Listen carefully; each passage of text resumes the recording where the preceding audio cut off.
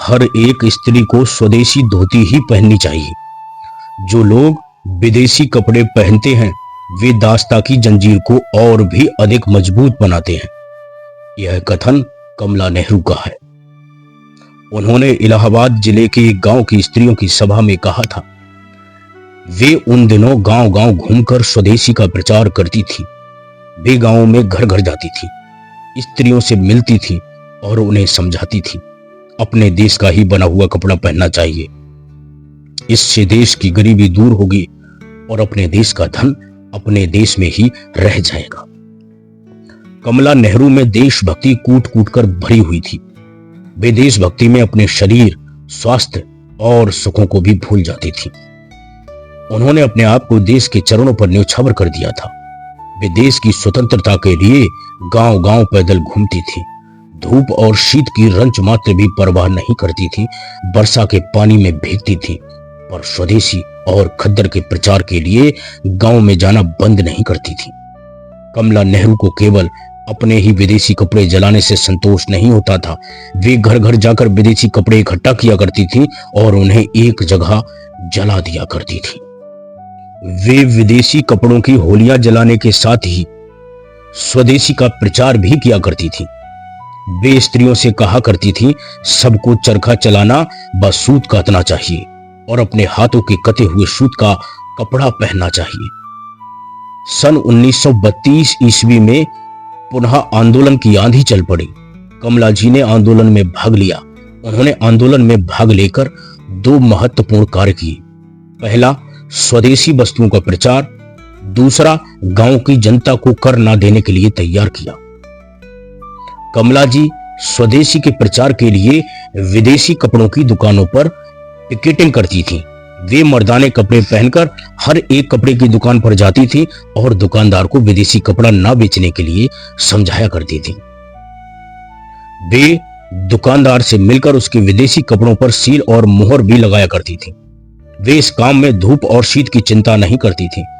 ग्रीष्म के दिनों में लू चलती रहती थी, धरती तवे के समान तपती रहती थी और कमला जी दुकानों के सामने पिकेटिंग करती रहती थी। जो भी उन्हें इस प्रकार पिकेटिंग करते हुए देखता था, उसके मन में सहानुभूति उत्पन्न हो जाती थी और वह मन ही मन प्रतिज्ञा कर बैठता था कि अब विदेशी कपड़े कभी नहीं खरीदूंगा। कमला जी स्वदेशी कपड़े का प्रचार शहर में ही नहीं, गांव में भी पैदल घूम घूम कर किया करती थी। वे छोटे बाजारों और कस्बों में सभाओं में भाषण भी दिया करती थी। उनके प्रयत्नों और भाषण का बहुत बड़ा प्रभाव पड़ा। इलाहाबाद नगर और जिले के गांवों में स्वदेशी का जितना अधिक प्रचार हुआ था, उतना देश के किसी और नगर में नहीं हुआ था। यह कमला जी के परिश्रम का ही परिणाम था। इलाहाबाद जिले के गांव में जब कर बंदी आंदोलन प्रारंभ हुआ तो कमला जी ने उस आंदोलन में भी भाग लिया। उन्होंने स्वयं सेवकों का संगठन किया और गांव में जाकर किसानों को कर ना देने के लिए प्रोत्साहित किया। परिणामतः उन्हें गिरफ्तार किया गया और 3 महीने की सजा देकर लखनऊ की जेल में भेज दिया गया, पर सजा की अवधि पूरी होने के पहले ही उन्हें छोड़ दिया गया। इसका कारण यह था कि पंडित मोतीलाल नेहरू का स्वास्थ्य अधिक खराब हो गया था। कमला नेहरू आदर्श पत्नी और आदर्श बहू थी। वे जब तक जीवित रही अपने पति जवाहरलाल जी की देखरेख में बड़ी रुचि लिया करती थी। वे सदा उनके खाने पीने और कपड़ों का ध्यान रखती थीं। वे दौरे पर भी उनके साथ जाया करती थी। उनकी जब मृत्यु हुई तो नेहरू जी ने बड़े ही दुख भरे शब्दों में कहा था, मेरा जीवन साथी मुझसे छिन गया, मैं अकेला हो गया। जनता के प्यार को पाकर कदाचित मैं इस दुख को भूल सकूं। कमला जी अपनी सास और ससुर की बड़ी सेवा किया करती थी। स्वरूप रानी जब बीमार पड़ी तो बीमार होने पर भी कमला जी उनकी सेवा में त्रुटि नहीं करती थी। मोतीलाल जी को वे अपने पिता समान समझती थी। वे उनकी सेवा में अपने को भूल जाती थी। उनकी मृत्यु से इन्हें इतनी चोट लगी थी कि वे बीमार पड़ गईं। सास ससुर भी कमला जी को अपनी आंखों की रोशनी समझती थी। कमला जी बड़ी दयालु और विशाल हृदया थी। वे किसी गरीब की दुख भरी बातें सुनते ही द्रवित हो जाती थी और उसकी सहायता करने के लिए तैयार हो जाती थी। जिस किसी का हाथ उनके सामने फैलता था, खाली नहीं लौटता था। उनकी दयालुता और रहमदिली सारे इलाहाबाद में प्रसिद्ध थी। एक बार कमला जी गांव की एक सभा में स्वदेशी पर भाषण दे रही थी। जब भाषण समाप्त हो गया तो उनके सामने एक वृद्ध उपस्थित हुआ। वह बोला, बिटिया, स्वदेशी तो मैं भी पहनना चाहता हूं, पर मेरे पास पैसे नहीं है कि मैं स्वदेशी धोती खरीद सकूं। जो धोती पहने हूं वह विदेशी है, ना जाने कब यह फटेगी। वृद्ध की बात सुनकर कमला जी द्रवित हो उठी। वे बटुए से कुछ रुपए निकालकर वृद्ध को देती हुई बोली, बाबा जाओ, इन रुपयों से स्वदेशी धोती खरीद लो। उनकी दयालुता का दूसरा भी उदाहरण है। एक बार कमला जी एक बाजार की सभा में भाषण दे रही थी। भाषण समाप्त होने पर उनके सामने एक स्त्री पहुंची जो फटे कपड़े पहने हुए थी और अपने गोद में एक छोटा सा बालक लिए हुए थी। स्त्री ने बड़े ही करुण स्वर में कहा, रानी जी, आप स्वदेशी का प्रचार कर रही हैं, पर मैं तो भूखों मर रही हूं। आज 2 दिन हो गए, मुझे कुछ भी खाना नहीं मिला। आप कोई ऐसा उपाय करें जिससे हम गरीबों को रोज भरपेट खाना तो मिल सके। कमला जी द्रवित हो उठी। उन्होंने बटुए से कुछ रुपए निकालकर देना चाहे, पर वह बिना रुपए लिए हुए ही उन्हें आशीर्वाद देती हुई चली गई। कमला जी ने जब इस घटना की चर्चा नेहरू जी से की तो उन्होंने कहा, वह स्त्री ने तो ठीक ही कहा, उस स्त्री ने तो ठीक ही कहा। मनुष्य को सबसे पहले भोजन चाहिए। भोजन मनुष्य की सबसे बड़ी आवश्यकता है। कमला जी आनंद भवन की शोभा थी। वे जब तक जीवित रहीं, आनंद भवन में सदा वसंत छाया रहता था। उनके संसार में जाने के पश्चात आनंद भवन उजड़ गया, वीरान हो गया। इस समय वह एक तीर्थ सा अवश्य बन गया है, पर उसमें ऐसी चहल पहल देखने को नहीं मिलती जो कमला जी के जीवन काल में थी। कमला जी का जन्म सन 1900 ईस्वी के लगभग दिल्ली में हुआ था। उनके पिता का नाम जवाहर लाल कौल था।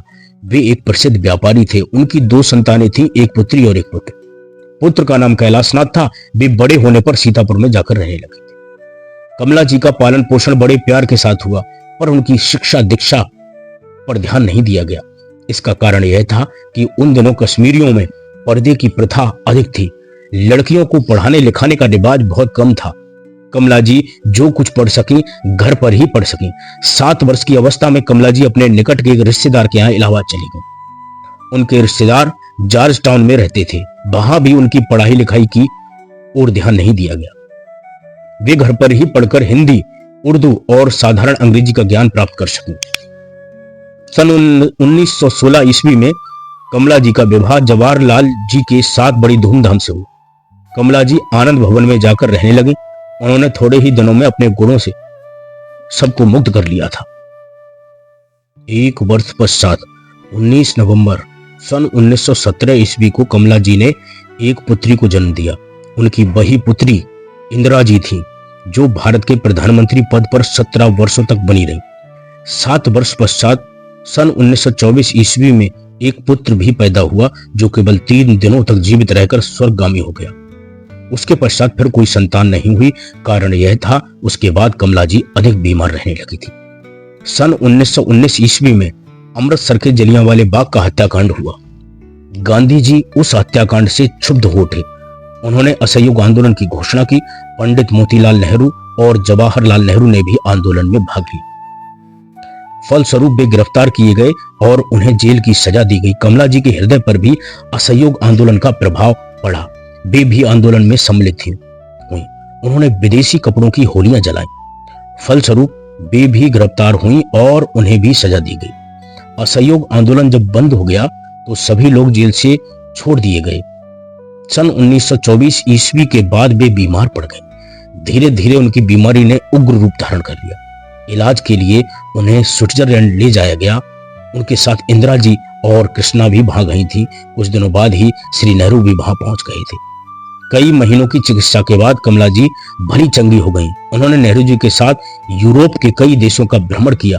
वहां से लौटने पर उन्होंने लंका की भी यात्रा की। सन 1930 ईस्वी में नमक सत्याग्रह प्रारंभ हुआ। मोतीलाल नेहरू और जवाहरलाल जी ने भी सत्याग्रह में भाग लिया। फलतः पिता पुत्र दोनों पकड़े गए और दोनों को जेल की सजाएं दी गई। कमला जी भी पुनः स्वतंत्रता संग्राम में कूद पड़ी। उन्होंने बार बार नमक बनाकर नमक कानून को तोड़ा। उन्होंने जनता को भी नमक कानून तोड़ने के लिए प्रोत्साहित किया।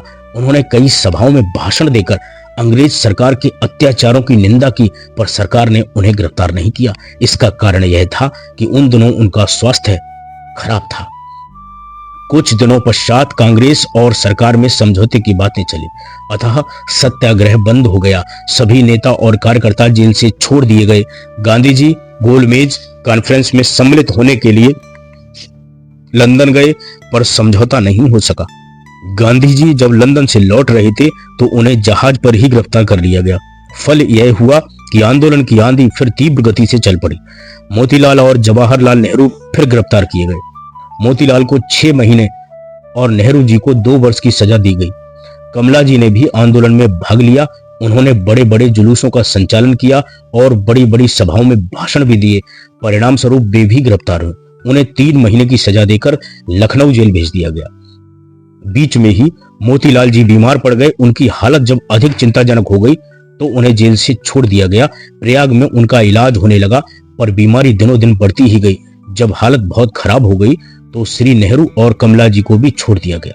उन्हें बचाने के लिए भरसक उपाय किए गए, पर कोई लाभ नहीं हुआ। वे सारे देश को शोक सागर में डुबोकर संसार से चले गए। पंडित मोतीलाल नेहरू के पश्चात नेहरू तो जेल चले गए, पर कमला जी कांग्रेस के कामों में पुनः लग गए।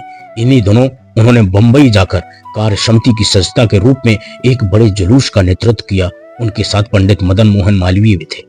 बंबई से लौटने पर कमला जी का स्वास्थ्य पूरा खराब हो गया। उनके पुराने रोग तपेदिक ने उन पर पुनः आक्रमण किया। उधर जब श्री नेहरू जेल से लौटे, कलकत्ता में एक भाषण के अभियोग में उन्हें फिर गिरफ्तार कर लिया गया। 2 वर्ष के लिए जेल भेज दिया गया। इन सभी घटनाओं का भी कमला जी के स्वास्थ्य पर अधिक प्रभाव पड़ा। जब उनकी बीमारी कम होती नहीं दिखाई पड़ी तो उन्हें चिकित्सा के लिए भोपाली ले जाया गया।